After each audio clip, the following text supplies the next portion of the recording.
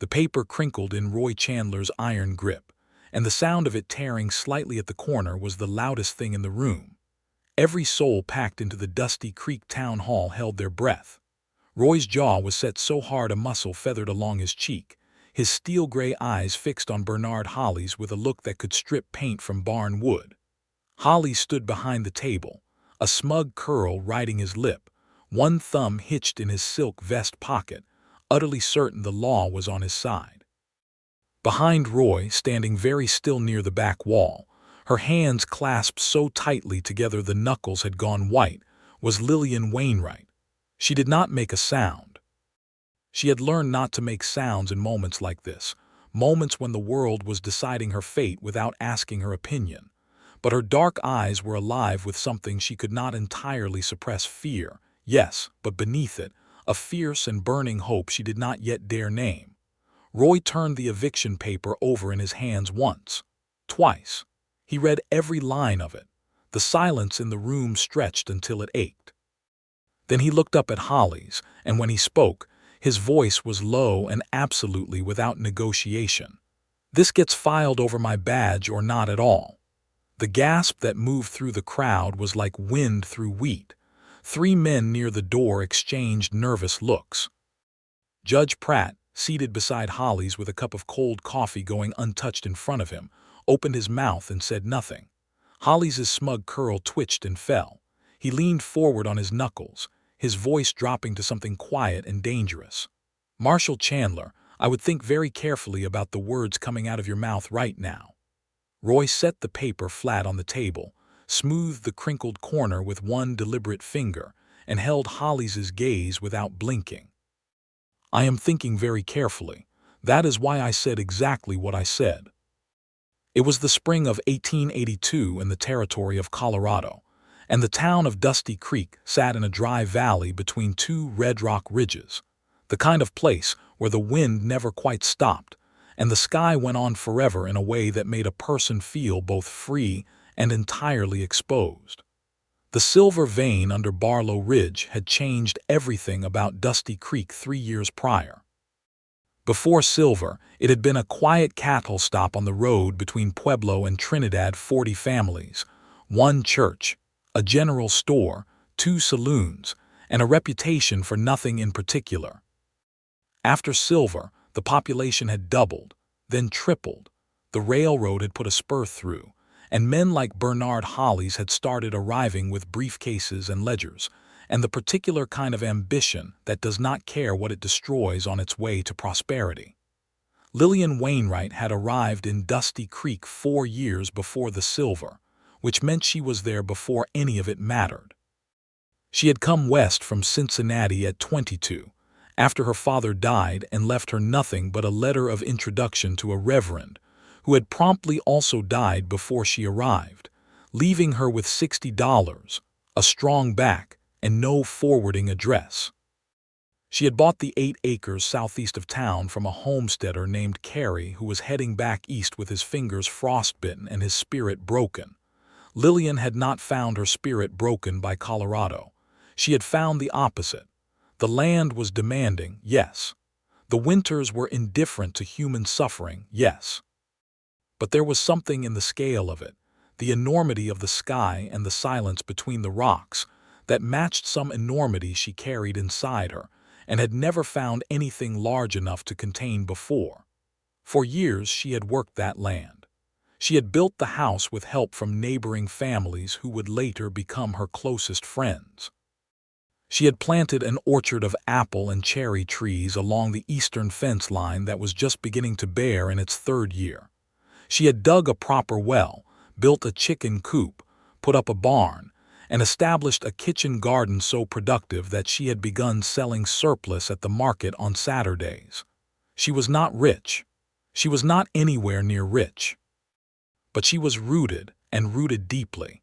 And for a woman who had spent the first 22 years of her life feeling like a guest in rooms that were not really hers, that rootedness was not a small thing. It was everything. Then Bernard Hollis arrived with his briefcase and his ledger and his letter from the Colorado Territorial Land Commissioner. and Lillian's rooted feeling began to tremble like a tree in high wind.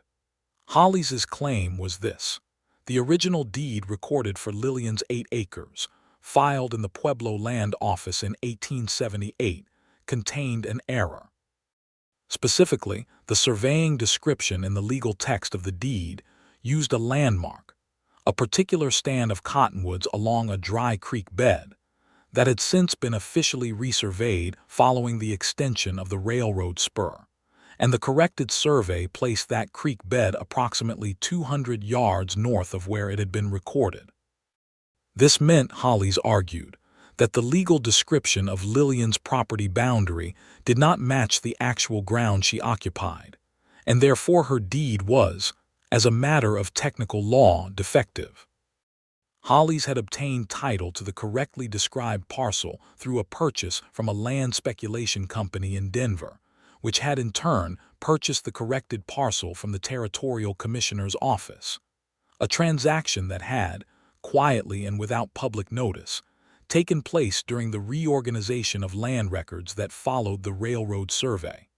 It was a trap, clean and deliberate and very nearly perfect. The kind of trap that required money to construct and connections to make invisible. The kind of hidden motive dressed up in the language of clerical correction and legitimate title.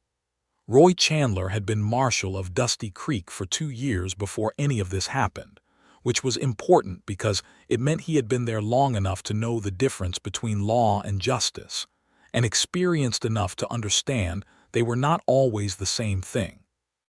Roy had come to Dusty Creek in 1880 from a decade of hard service, first as an Army scout in the years following the war, then as a deputy marshal in 2 different Kansas cattle towns that had both burned themselves out in the particular way cattle towns did when money and guns occupied the same small space for too long.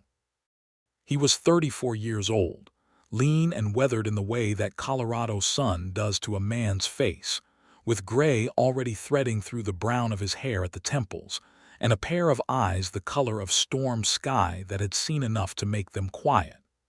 He wore his badge because he believed in the thing it was supposed to represent, not because he enjoyed authority.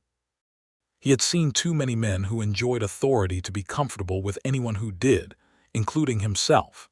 He had met Lillian Wainwright 8 months before the eviction paper appeared, at the worst possible moment and the best possible moment simultaneously.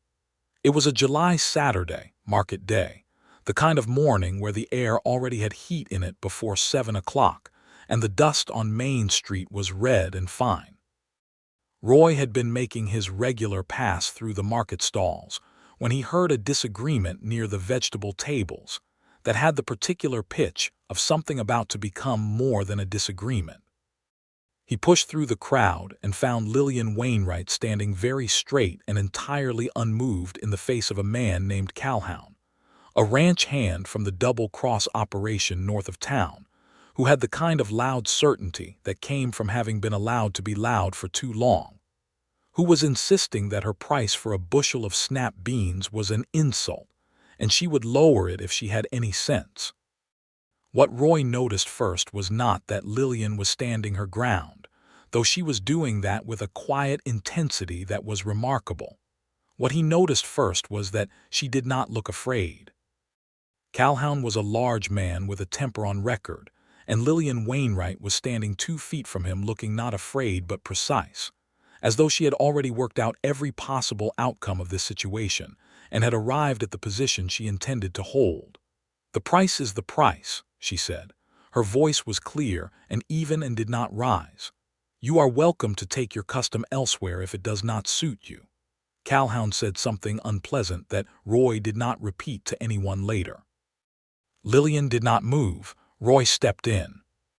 After Calhoun had gone, Roy had stood awkwardly at the edge of the vegetable table with his hat in his hands, because something in the clear directness of Lillian Wainwright's gaze made him suddenly unable to remember how one begins a conversation, a condition he had not experienced since he was approximately 17 years old.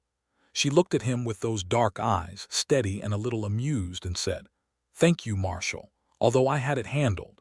"Yes, ma'am," he said. "I could see that." She looked at him a moment longer, and then she did something he had not expected. She smiled. It was not a social smile or a polite smile.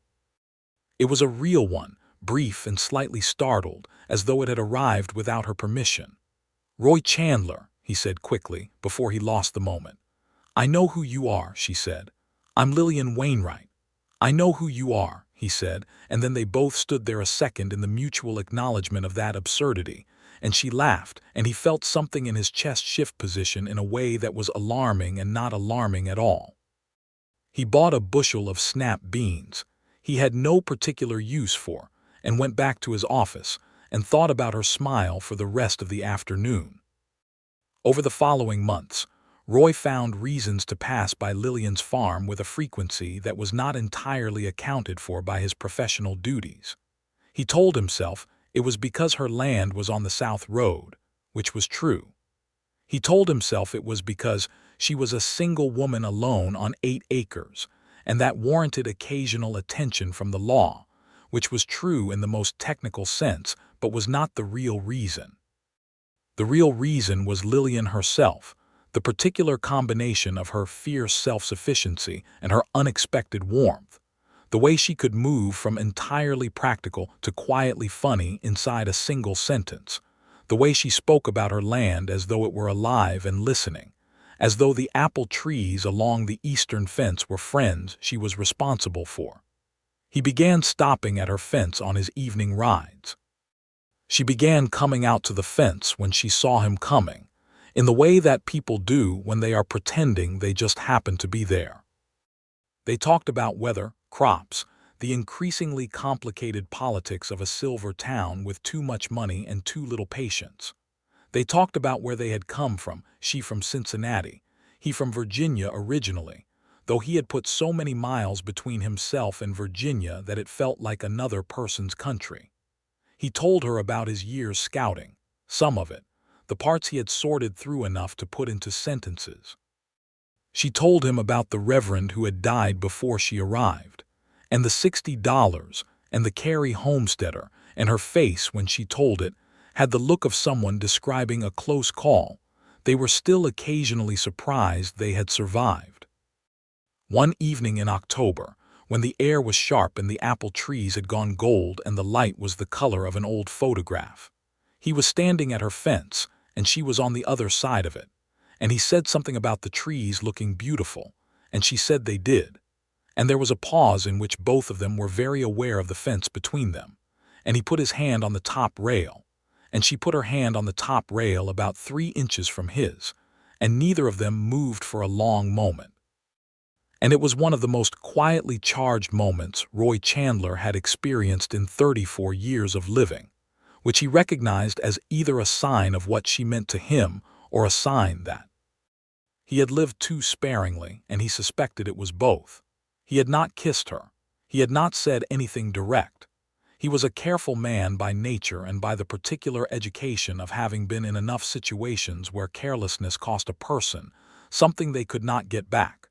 But the feeling between them was real, and they both knew it was real, and that knowing was its own kind of intimacy, a shared secret they were both holding very carefully. Then Bernard Hollis arrived in Dusty Creek, and everything changed.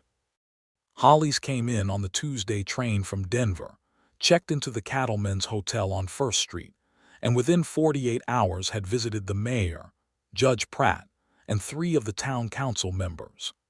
By the end of the week, he had filed his claim at the county recorder's office in Trinidad and dispatched a registered letter to Lillian Wainwright informing her that the property she occupied was legally his, and she had 30 days to vacate.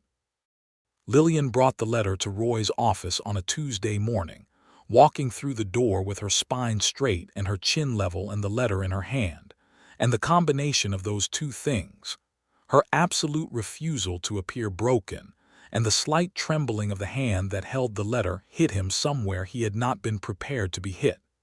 He read the letter twice. Then he set it on his desk and looked at Lillian, who was looking back at him with that precise look she had, already calculating, already thinking 5 moves ahead. "What does it mean?" she asked, though from the look in her eyes she already knew what it meant. It means he thinks he has a legitimate legal claim, Roy said. Does he? She held his gaze. Technically, on paper, if the survey correction is valid, then the deed discrepancy exists. Is the survey correction valid? That's what we need to find out. She sat down in the chair across from his desk, pressed her hands flat on her knees, and said, "Roy, tell me the truth. How bad is this?" He looked at her for a moment, weighing what she needed to hear against what was true, deciding they were the same thing. "It could be very bad," he said. "Or it could be the kind of thing that falls apart the moment someone pulls it into the light. These kinds of land schemes, they are built to look airtight on the surface and to fall apart under examination. But falling apart requires examination, and examination requires someone with the knowledge and the authority to do it." He paused. "I intend to be that someone." She looked at him across the desk, and something in her expression shifted, loosened slightly, the way a person looks when they have been holding something alone for too long and have just been told they do not have to hold it alone anymore. She did not cry. He had not expected her to cry. But she said, "Thank you," very quietly, and it carried more weight than it might have from someone for whom gratitude came more easily. Roy began pulling the thread the next morning. He wrote to the land office in Pueblo requesting the original filing documentation for Lillian's deed. He wrote to the territorial surveyor's office in Denver requesting all records related to the post-railroad survey of the Dusty Creek area, with specific reference to the Dry Creek bed landmark. He wrote to a land lawyer in Pueblo named Garrett, whom he had dealt with twice before, and trusted as much as he trusted anyone in his profession, which was guardedly but genuinely. He pulled Hollis's title documents from the county recorder in Trinidad, writing down personally to get them so there was no chance of anything going missing in transit. While he was doing all of this, Dusty Creek was watching. The town had a complex relationship with Bernard Hollis that reflected the complex relationship the town had with itself. The silver money that had changed Dusty Creek was seductive, and Hollis represented more of it. He had let it be known that once the Wainwright parcel was secured, he intended to develop a processing facility that would employ 30 men. 30 jobs was not nothing in a town where half the population had arrived chasing a boom that was beginning to show the first signs of fading. So there were people who looked at Hollis and saw opportunity, and people who looked at Lillian and saw justice, and a great number of people who were trying very hard not to look at either of them directly. Judge Pratt, Roy discovered, was in a more complicated position than he appeared. Pratt was a reasonable man as frontier judges went, not corrupt but afraid of being wrong, and the Territorial Land Commissioner's certification of Hollis's title gave him the kind of paper legitimacy that made a judge who feared being wrong very nervous about opposing it. Roy had 2 conversations with Pratt during the weeks he was building his case. In the first, Pratt told him the law was the law. In the second, Roy told him the law was being used as a tool by someone who had bought the tool in advance, and that the proper application of the law required knowing when someone had rigged the game, and that being wrong was sometimes preferable to being complicit. Pratt had not liked that conversation, but he had not dismissed it either. Roy rode out to Lillian's farm on a Wednesday evening 3 weeks into his investigation, later than he usually came, the sun already down and the sky going from orange to purple in the west. She was on the porch when he rode up, a lantern burning beside her, mending something by its light. She set the mending down and watched him come up the path without saying anything. He tied his horse to the porch post and sat down on the steps, and she sat above him in her chair, and for a moment neither of them said anything, and the sound of the evening crickets, a far-off coyote, the particular silence that falls on Colorado grassland after sundown settled around them. "Tell me something good," she said. "I found something," he said. "In the survey records." He looked up at her. She leaned forward slightly. "The railroad survey that generated the corrected creek bed position, the one Hollis is hanging his whole claim on, it was commissioned privately by a land holding company in Denver. Not by the territorial government, not by the railroad itself.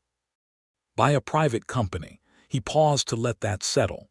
The Territorial Commissioner's office adopted the findings of that private survey without conducting an independent verification, meaning the official correction to the creek bed position was not the government's own work. It was paid for by a party with a financial interest in the outcome. Her eyes had gone very still and very sharp. "That's fraud," she said. "That is what that is," he said. "Proving it in a way that stands up in court is another matter. I need the original contracts, the payment records, the names of who owned that holding company." He paused again.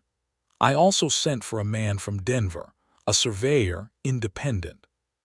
He is coming next week to put his own measurements on the ground." Lillian was quiet for a moment. Then she said, "You have been working very hard for this." He looked up at her in the dark. "Yes," he said simply. She held his gaze. Roy, why, he could have said because it was his job. He could have said because fraud was fraud and he could not let it stand.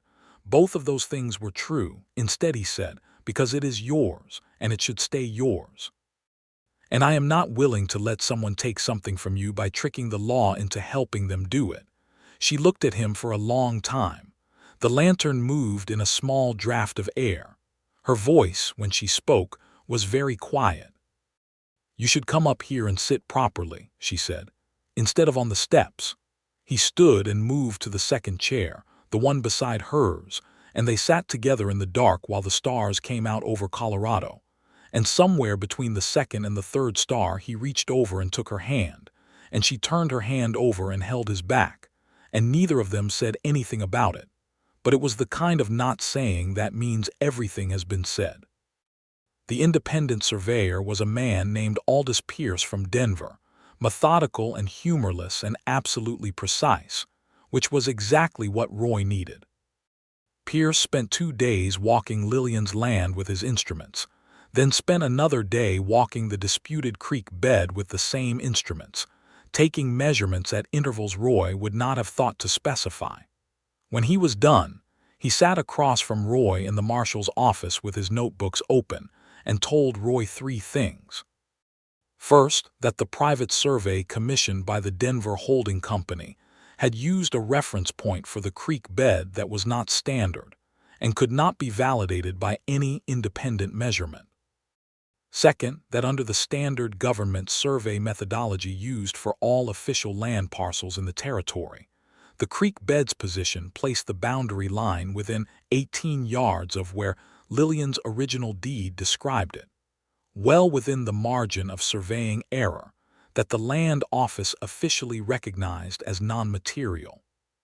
Third, and most importantly, that the methodology used in the private survey appeared to have been specifically designed to produce a particular result, not to accurately measure the ground. Roy wrote that night for 3 hours, composing an affidavit from Pierce's testimony and findings. He wrote a second document, a formal objection to the validity of the eviction proceeding, to be filed with Judge Pratt's court. He wrote a third letter, this one to the Territorial Attorney General's office in Denver, laying out the full sequence of events from the Private Survey Commission to the land transfer to Hollis's eviction notice, and asking for a formal review of the Territorial Commissioner's adoption of the fraudulent survey data. Meanwhile, the 30-day notice in Lillian's letter had reached its final week. Hollis had filed in Judge Pratt's court for formal enforcement of the eviction. The hearing was set for Thursday morning. Roy had 5 days. On Sunday, 3 days before the hearing, Roy rode to the farm and found Lillian in the apple orchard, a basket at her feet, picking the last of the late-season fruit. The air was cold and bright, and the sky was the particular shade of October blue that looks painted. He dismounted and walked into the orchard, and she turned when she heard him, a cluster of small red apples in her hand, and the light was coming through the leaves at an angle that made the whole scene look impossibly beautiful. And he stood there looking at her and felt the full force of what was at stake, not just her land, but the life she had built on it and the future that was tentatively, carefully beginning to build itself between the two of them. "I have what I need," he said. Pierce's affidavit, the survey analysis, the documented ownership chain of the holding company in Denver. I found the names. He walked to her. Hollis is a partner in the holding company, Lillian. Not a buyer who purchased from it, a founding partner. He paid for the fraudulent survey and then used it to generate a title he sold to himself through a shell company with the territorial commissioner's sign-off facilitated by a man named Whitmore in Denver who took $700 to put his name on the adoption order. She set the apples carefully in the basket. That is the hidden motive, she said. The whole scheme. Yes, he held her gaze. I can stop this. The eviction, the claim, all of it. Pierce testifies Thursday and the affidavit goes into the record and Hollis's title collapses. But Hollis knows I have been digging. He has connections, Lillian. He got to someone in the county recorder's office because 2 of the documents I requested from Trinidad arrived with pages out of sequence in ways that are very unlikely to be accidental. He paused. I believe he is going to try to move the hearing or suppress the evidence before it gets into the record or both. So I need to be very careful about what I file and when and in what order. She looked at him steadily. What do you need from me? Nothing, he said. Nothing you do not want to give. I need you to trust me for 3 more days. She reached out and put her hand against his jaw, the way you touch something you want to make sure is real. I trust you, she said. It was the most complete sentence Roy Chandler had ever heard. He kissed her then. He had not planned it, or perhaps he had been planning it for 8 months without knowing he was planning it. But he kissed her there among the apple trees in the October cold. And she kissed him back with the same directness she brought to everything, her hand still against his jaw, and the world was very still around them and very large, and the feeling was not at all like falling, which was what people always said. It felt like arriving somewhere. Monday morning brought complications. Roy arrived at his office to find a telegram from the county seat at Trinidad. Judge Pratt had received a formal motion from Hollis's Denver attorney, a man named Caswell, to postpone the Thursday hearing on the grounds of newly filed procedural objections to the scheduling. This was the delay tactic Roy had expected. He telegraphed Pratt directly, in his capacity as marshal, requesting an emergency meeting. Pratt granted it. Roy rode to Trinidad that afternoon.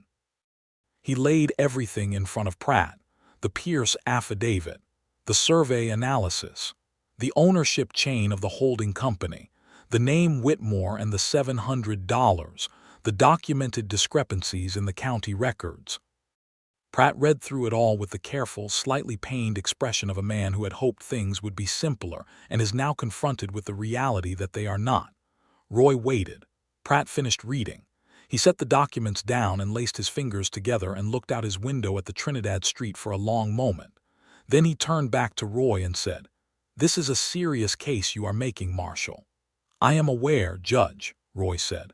"The motion to delay the hearing," Pratt said slowly. "If the motion is granted, then Caswell has time to file counter-motions that bury the evidentiary record under procedural challenges. I have seen this done before in land cases. You file and refile and the truth gets lost in paper." Roy waited. "The hearing stays on Thursday," Pratt said. "That is my ruling on the motion." Roy exhaled slowly. "Thank you, Judge." Pratt gave him a long look. "Do not thank me yet. I am ruling on the motion, not on the case. Bring your evidence and make your argument on the merits on Thursday. That is all I can promise you." "That is all I am asking," Roy said. He rode back to Dusty Creek in the dark, the stars so bright over the high desert that he did not need a lamp, and he thought about Lillian in the apple orchard and her hand against his jaw and the word trust, and what it meant to carry something this important for someone else, and what it felt like not to be carrying it alone. Tuesday brought Hollis himself. Roy was behind his desk at 10 in the morning when the door opened and Hollis walked in, his Denver suit impeccable, his hat in his hand, his expression arranged into something intended to look reasonable. Behind him came a man Roy had not seen before, large and quiet in the particular way of men who are large and quiet professionally. Roy looked at the man once, noted his position and his hands, and looked back at Hollis. Marshal Chandler, Hollis said. I thought it was past time we spoke frankly. I am generally in favor of frank speaking, Roy said. He did not stand up. I understand you have been involving yourself in what is, strictly speaking, a civil property matter, Hollis said, his tone carrying the smooth undertone of someone who has practiced being reasonable while delivering a threat. You have been requesting documents, retaining private surveyors, and intending to file materials in a court proceeding to which you are not a party. I wonder if you have considered whether that falls within the scope of your authority as a peace officer. Roy looked at him. I have considered it carefully, and I believe that when a party uses fraudulently obtained documentation to initiate a legal proceeding, the falsification of those documents constitutes a criminal act under territorial law, which makes it very much within my authority. The smooth reasonableness in Hollis's expression cracked slightly. That is a very serious allegation. I make it seriously. Hollis was quiet for a moment. He seemed to be recalculating. Marshal Chandler, I am a man of some resources and considerable patience. I came here today to suggest that there are outcomes available in this situation that could be satisfactory to all parties. Miss Wainwright might be offered generous compensation. You yourself, Roy stood up. He was not a short man, and when he stood, the room organized itself differently. Mr. Hollis, I want you to be very clear about what I am about to say. What you are doing to that woman and her land is fraud. It is also cowardice, because it is fraud of the particular kind that hides itself in paperwork and legal language, so that the person perpetrating it does not have to look at what he is doing. I am not interested in satisfactory outcomes for all parties. I am interested in the truth being in the record on Thursday and the eviction proceeding being dismissed and Miss Wainwright remaining on her land. Now you are welcome to leave my office voluntarily or involuntarily. Which would you prefer? Hollis stared at him. The large, quiet man behind him shifted slightly. Roy held Hollis's gaze without moving. Your badge, Hollis said very quietly, is not going to protect you forever. It protects what I need it to protect right now, Roy said. Good day, Mr. Hollis. After they left, Roy sat back down at his desk and noticed his hands were perfectly still. That steadiness, he knew, came from being entirely certain. He was entirely certain about this. He was not entirely certain about very many things in his life, but this one he was sure of. Wednesday, Roy brought his full file to Lillian's farm. He spread everything on her kitchen table and walked her through it piece by piece, not because she needed to know every detail for the court, but because it was her land and her life, and she deserved to understand exactly what had been built against her, and exactly what he had built in response. She sat across the table from him in the lamplight, reading every document he put in front of her, asking sharp and specific questions, catching 2 points he had not fully articulated and suggesting language that was cleaner than his own. He recognized something in the way she engaged with it, not just the fear or the relief, but the intelligence. The same intelligence that had looked at $60 and a dead letter of introduction, and decided to plant apple trees anyway. He also, late in the evening, told her about the large, quiet man behind Hollis and the implied threat. She looked at him when he said it with an expression that was not afraid but angry, a clean, precise anger that he found entirely admirable. He thinks that if he frightens you, you will abandon the case, she said. He is mistaken, Roy said. I know, she said. That is not what frightens me. He looked at her. What frightens you, she said softly, is that the judge could still rule against us, that the paperwork, even fraudulent paperwork, could have more legal weight in that room than the truth. Yes, he said honestly, that is possible. Judges rule wrong sometimes for wrong reasons and right reasons and no reason at all, but Pratt is not a corrupt man. And I am going to make sure that every single piece of evidence I have is in that record, and if Pratt rules wrong, there is a territorial appellate court, and beyond that a federal court, and the Attorney General's office in Denver has my letter and they will send someone, and this will not end on Thursday even if Thursday goes badly. It will just take longer. She looked at him across the table, the lamplight between them. You are very calm, she said. I am very angry, he said. But angry and calm are not incompatible. She looked at him for a long time. Then she said, "Stay for supper," and he said yes. They had supper and talked about other things, about the orchard, about a mare he was thinking of buying, about a book she was reading, about Virginia, the real Virginia, the one he had grown up in before everything changed after the war. And she listened with the particular quality of attention she gave things she genuinely cared about. And after they had cleaned up the supper dishes and were sitting beside the fire, she said quietly, "Whatever happens Thursday, I want you to know that what you have done, what you are doing, it is the most extraordinary thing anyone has ever done for me. And I do not say that to put weight on your shoulders. I say it because it is true and because I think you should know it." He looked at her in the firelight. "Lillian, yes, when this is over, when your land is secure and this is done, I would like to have a longer conversation about the future, about a future that might include both of us in it." She was quiet for a moment and her expression was very soft and very certain. "I think I would like that conversation very much," she said. He reached over and took her hand. Outside, the Colorado wind moved through the orchard, the apple trees bare now, their branches a dark network against the stars, and the sound of it was steady and patient, like something that had been waiting a long time and was content to wait a little longer. Thursday arrived the way important days do, with ordinary weather and a quality of stillness in the early morning that belies everything about to happen. Roy was up before dawn, dressed, his file organized, his mind clear. He rode to the courthouse in Dusty Creek. The building served as both town hall and court when proceedings required it, arriving 45 minutes early. He wanted to see who came in, and when, and with whom. Hollis arrived with Caswell, his Denver attorney, and two other men Roy recognized as local businessmen who had publicly aligned themselves with Hollis's development interests. Lillian arrived with her neighbor, a steady woman named Clara Booker, who had helped her build her house, and whose presence was a quiet declaration of the kind of community standing that Hollis and his money could not simply purchase. Lillian wore her good dress, dark blue wool, and her expression was the precise one Roy had come to understand as her version of armor. The room filled. News had traveled, as it does in small towns, and there were townspeople in the gallery who had no official standing in the matter but were there to bear witness, which Roy thought was exactly right, because that was part of what justice was supposed to require. Judge Pratt entered and took his seat, and the room settled. Caswell opened for Hollis with a presentation that was professional and smooth and lasted 20 minutes.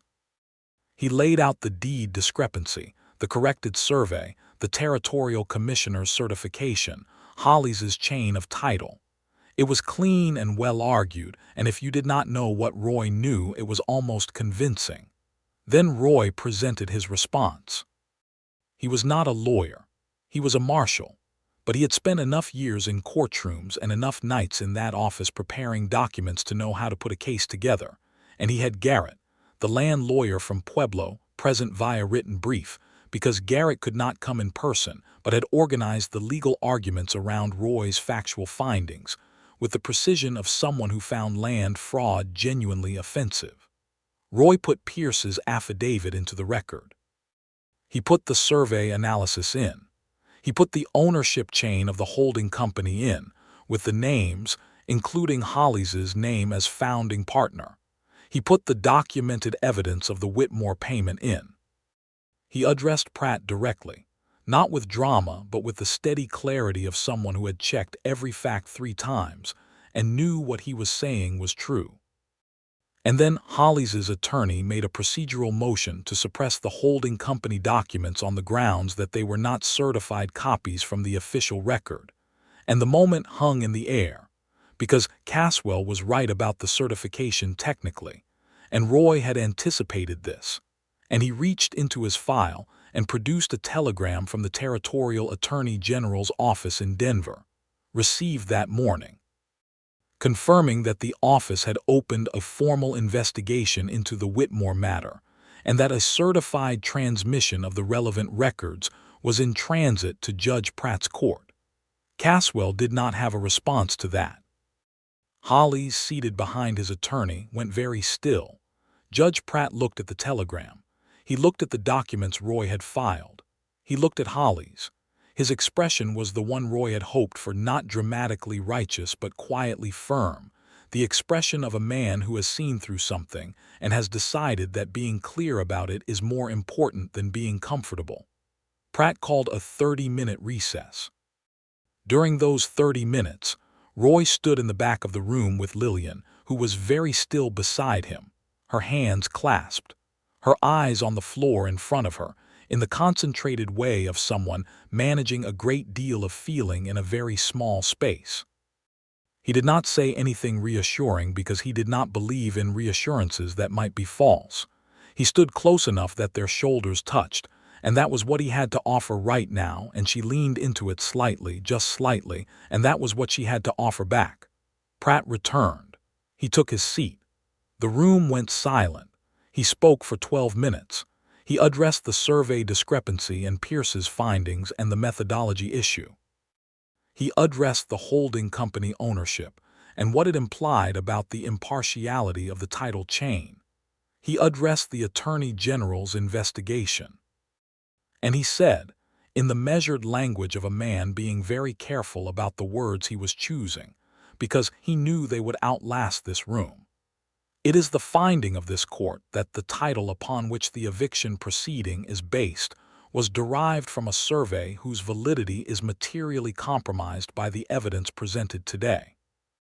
In light of the active investigation by the Territorial Attorney General's office into the circumstances of that survey's adoption into the official record, this court finds that proceeding with enforcement of the eviction notice would be premature at best and an instrument of injustice at worst.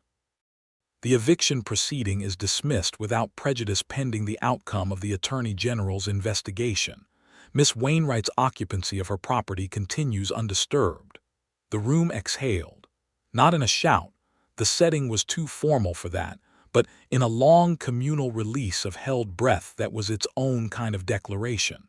Clara Booker pressed her hand over her mouth. Several other townspeople in the gallery leaned toward each other.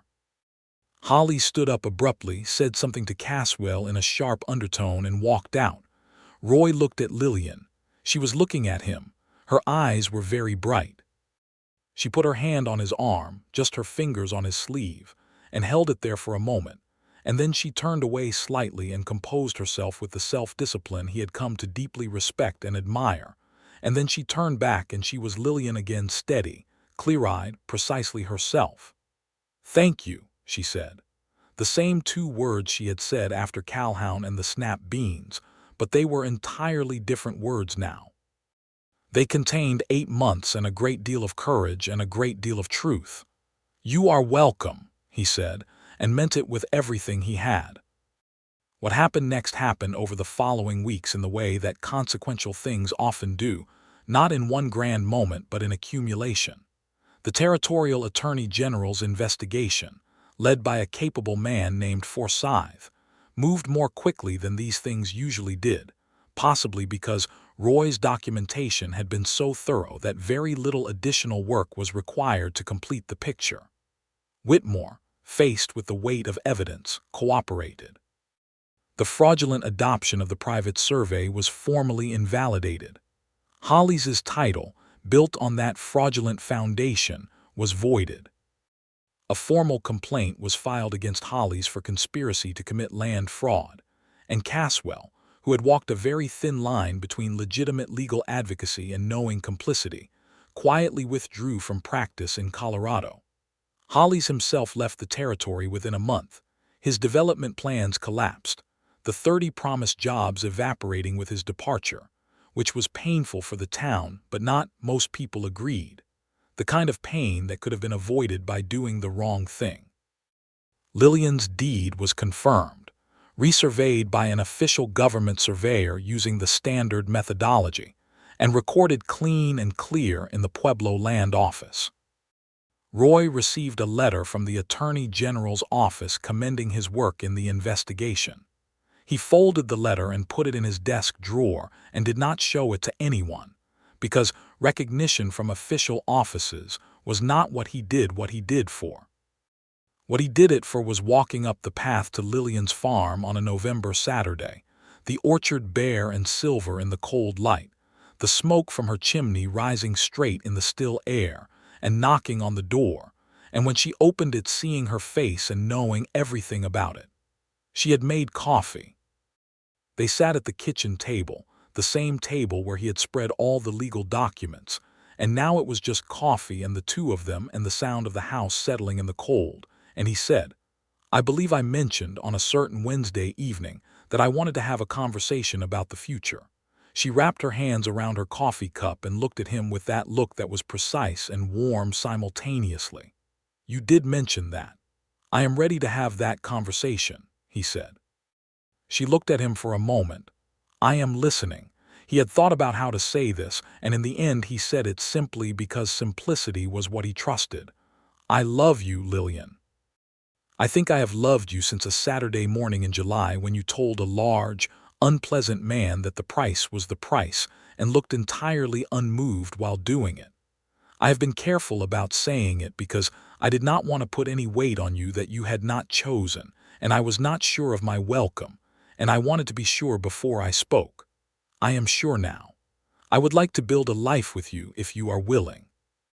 I am not offering you ease or certainty. Life in this territory is neither of those things, but I am offering you myself, entirely and without reservation."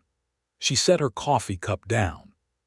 She looked at him across the table with those dark eyes that had been the standard against which he had been measuring the honesty of everything for 8 months. She said, "Roy Chandler, I have been in love with you since October, when you stood at my fence looking at my apple trees like they were the most beautiful things you had ever seen, and you put your hand on the rail and I put my hand on the rail, and I thought, this is the man. This is the person I have been waiting for since before I knew I was waiting." She paused. "I would be very glad to build a life with you." He reached across the table and took her hand. She looked at their hands together on the table. He said I had better speak to Reverend Morris. She looked up at him.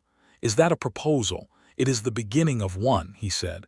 "The full proposal is going to require a better setting than a kitchen table." She laughed, the real laugh, the one that arrived without permission. "I like this kitchen table," she said. "It has good memories." "Fair point," he said. "Then, Lillian Wainwright, will you marry me?"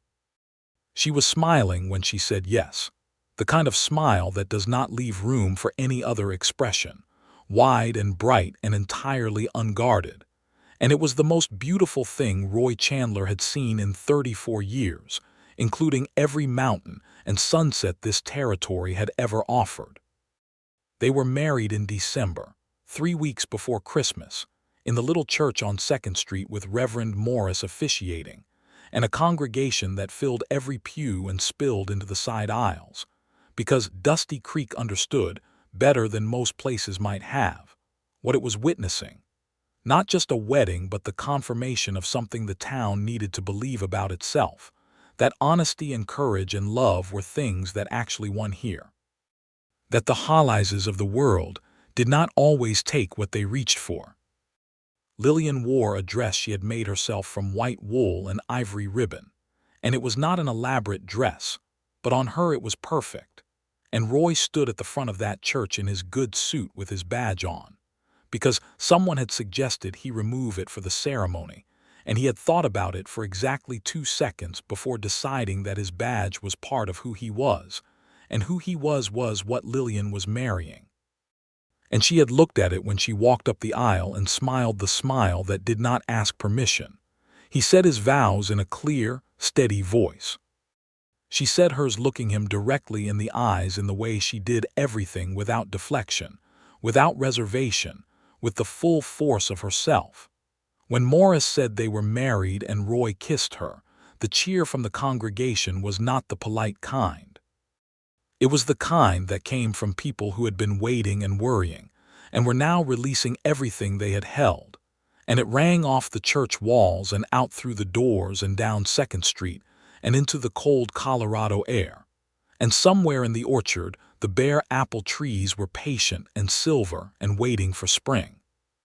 The winter was hard, as Colorado winters are, but hard in the good way, the way that drives you inside and makes the inside feel worth having. Lillian's farm was now Roy's home as well, and they negotiated the practicalities of that with the same directness they negotiated everything, which meant honestly and without either of them pretending they had no preferences. He moved some things. She made space for them. He made space in himself for the particular way she organized her kitchen, and the hours she kept, and her habit of talking to the apple trees in a tone she would not have described as talking to apple trees, but that was unambiguously what she was doing. She made space for his long silences and his early rising and his habit of working through problems by pacing the kitchen at odd hours and his occasional nightmares from the years he did not talk much about, which she handled by putting her hand on his back and not asking him to explain. In January, Roy received a letter from the mayor of a larger town to the north, offering him a marshal's position at considerably higher pay. He brought the letter to Lillian that evening and laid it on the table and told her what it was before she opened it. She read it. She thought about it. She said, "Is Dusty Creek what you want?" He looked at her. "You are what I want," he said.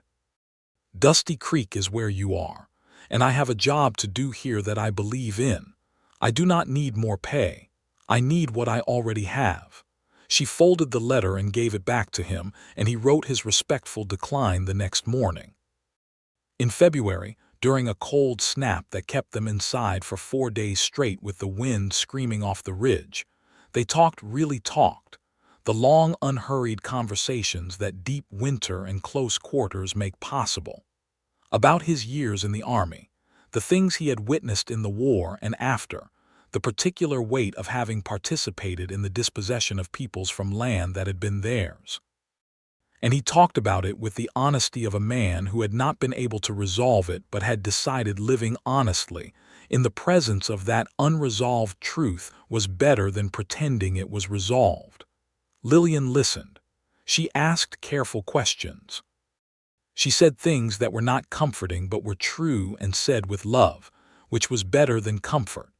He was grateful for her in the way you are grateful for someone who does not try to make things smaller than they are. Spring came the way spring comes to Colorado dramatically, with late snow and early warmth alternating in a pattern that kept you humble.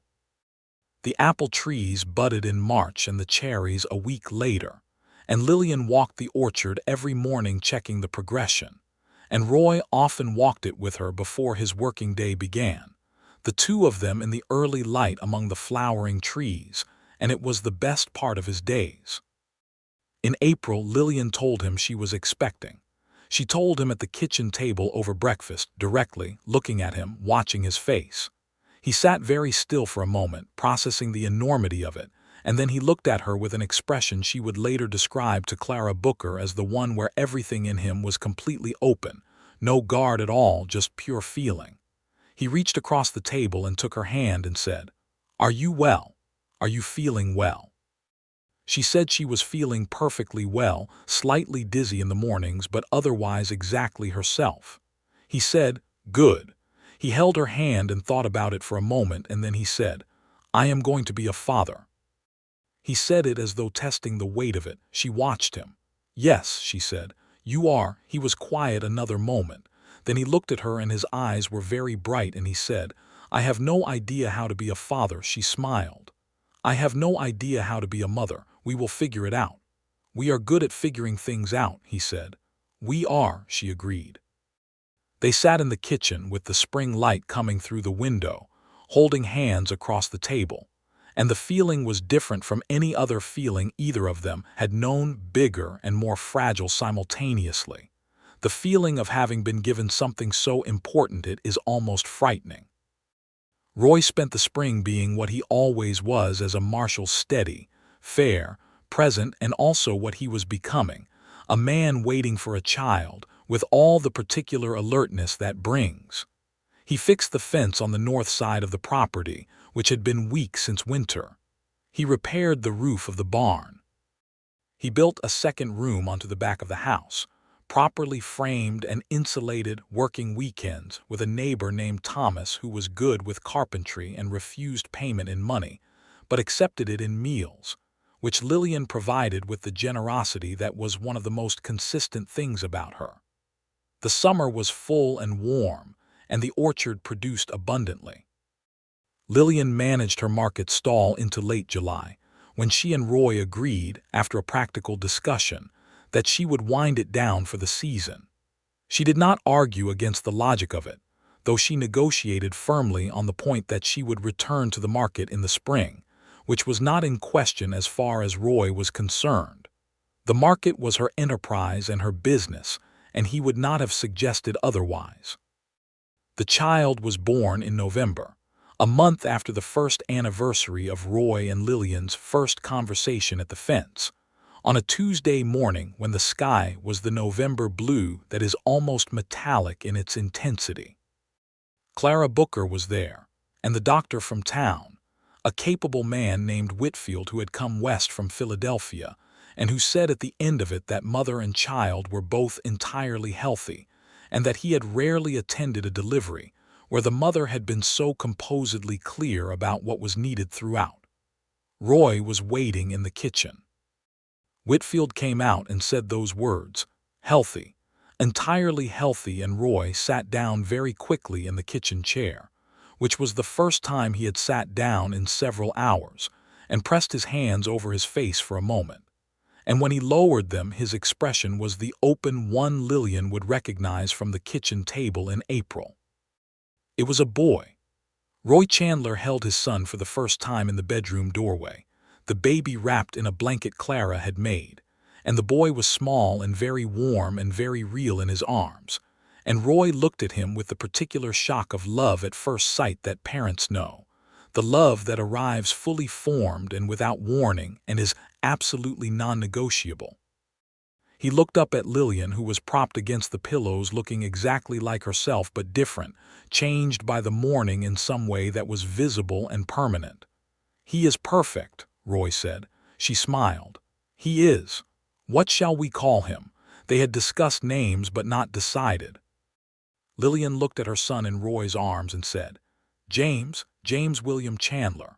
Roy looked at the boy, at his son. "James," he said. The boy, indifferent to nomenclature, opened and closed one tiny fist. "James William Chandler," Roy said.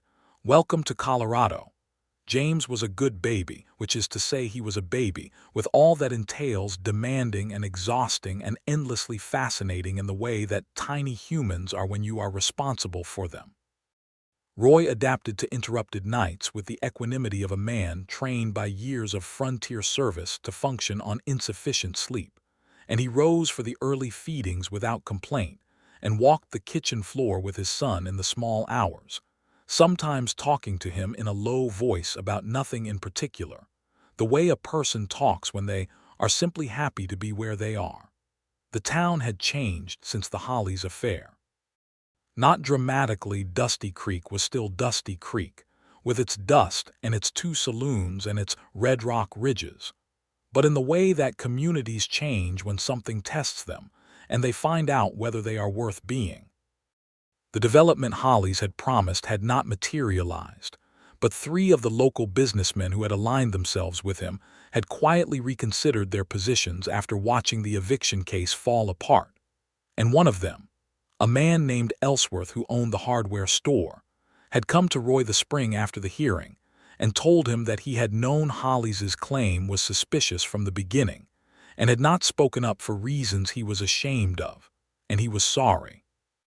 Roy accepted this without drama and without absolving it too easily, and Ellsworth, to his credit, spent the following 2 years being a considerably more honest member of the town's commercial life. The Attorney General's investigation of the Whitmore matter resolved that spring as well. Whitmore was removed from his position and charged with malfeasance. The Territorial Land Commissioner's office adopted new verification procedures requiring independent confirmation before adopting non-government survey data. It was not a complete reformation. These things never were, but it was something, a small adjustment in the systems that govern people's land and lives, produced directly by the willingness of one woman not to accept a fraudulent eviction and one marshal not to let the paper hiding the fraud go unexamined. Roy's second year as a married man was in many ways quieter than his first, and he valued that quietness enormously. He valued the mornings in the orchard, the evenings on the porch, the weight of his son in his arms, the sound of Lillian's voice in the rooms of the house. He valued the knowledge, accumulated over months, of exactly who she was, her stubbornness and her generosity, her occasional sharp temper, and the directness with which she acknowledged it when she recognized it, her capacity for silence that was as full as other people's conversation, her complete absence of pretense in a world that required pretense of women with relentless consistency, and that she had apparently decided not to provide. He told her he loved her with the frequency of a man who means it and the directness of a man who has learned not to leave true things unsaid. She told him back with the same directness and frequency. It was not a quiet love or a background love. It was the kind that occupies the center of things, that the practical world builds around and within, that makes the practical world worth having. James learned to walk in the spring of his first year, lurching across the kitchen floor toward Roy's outstretched hands with the determined, slightly outraged expression of someone attempting something they have decided they should already be able to do, and falling and getting up and trying again with the stubbornness that was recognizably his mother's. Roy caught him when he fell and put him back on his feet, and James looked up at him with Lillian's dark eyes, and Roy thought, "This is everything. This right here. All of it." They planted new apple trees along the western fence line that year, extending the orchard. Roy helped dig the holes, and Lillian chose the varieties a Winesap and a Rome Beauty for keeping through the winter, and they planted them together in the April soil. James strapped to Lillian's back in the carrying cloth Clara had shown her, observing the proceedings with the grave interest of a person who is gathering information about the world. The trees were small and new and would not bear for 3 years. That was fine. They were not going anywhere. In the summer of 1884, Dusty Creek got a new teacher for its school, a young woman named Adele from Kansas, and the school's enrollment increased substantially, because several families who had been uncertain about the territory's permanence had decided to stay and were ready to think about education. Roy sat on the school board, which he had agreed to do at the mayor's request, and attended the monthly meetings with the patient attention he gave everything official. The school's success felt like one of the markers by which you measured whether a place was real, whether it had committed to its own future. 2 years after James was born, Lillian told Roy at the kitchen table, in the same direct way she had the first time, that they were expecting again. This time Roy's reaction was quicker. The shock was gone. The template was already in him, and what was there instead was immediate joy, clear and complete. He stood up from the table and came around to her, and took her face in his hands, and kissed her with a tenderness that made her reach up and hold his wrists, and they stood there in the kitchen in the afternoon light being happy about it together. The second child was a daughter. She arrived on a March morning with considerably more urgency than her brother had, Whitfield arriving with barely enough time, and she came into the world with a cry that announced her opinion of the proceedings very clearly. They named her Catherine Alice Chandler, for Lillian's mother and grandmother respectively. Roy held Catherine as he had held James in the bedroom doorway, the child wrapped and very small and very new, and looked at her with the same non-negotiable first love, and she looked back at him with the dark Wainwright eyes, and he said quietly, "Hello, Catherine. I have been expecting you." James, now 2, regarded his sister with the complex mixture of suspicion and fascination that older children bring to new siblings. He touched her hand very carefully with one finger on the second day, and she closed her hand around his finger, and the expression on his face was the first truly open expression Roy had ever seen on a face that was otherwise so determined.